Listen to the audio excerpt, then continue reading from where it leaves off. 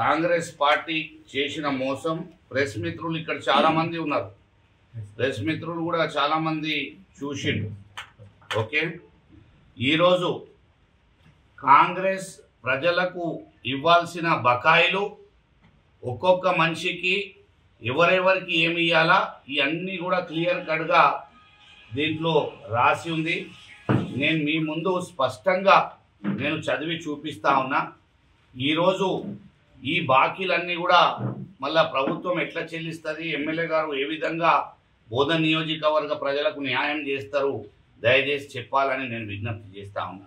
ఇక్కడ మనం చూసుకుంటే దాదాపు మహిళలకు నెలకు 2500 రూపాయలు ఇస్తా అని చెప్పిండు.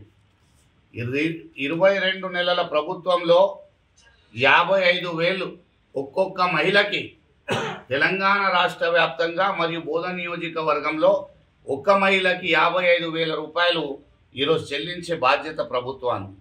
అలాగే వృద్ధులకు బీడీ కార్మికులకు పెన్షన్ 4,000 రూపాయలని హామీ ఇచ్చిండ్రు. దాన్ని 22 నెలలు పట్టుకుంటే 40,000 రూపాయలు ఆ బకాయిలు ఉన్నాయి. అలాగే దివ్యాంగుల పెన్షన్ పాపం హ్యాండిక్యాప్ వాళ్ళకు కూడా మోసం చేసిండు.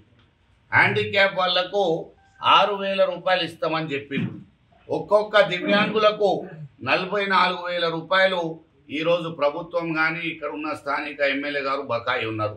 అది కూడా బకాయి చెల్లించాలని మేము డిమాండ్ చేస్తూ ఉన్నాం.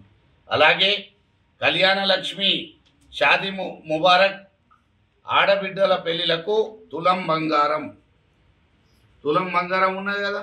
మళ్ళీ ఎన్ని పెళ్ళిళ్ళు అయినాయి, ఎంతమంది ఆడబిడ్డలకు తులం బంగారం బాకీ ఉన్నది, అది కూడా లెక్క చేసుకొని చెల్లించాలని విజ్ఞప్తి చేస్తున్నాం. అలాగే విద్యార్థులకు స్కూటీలు అన్నారు.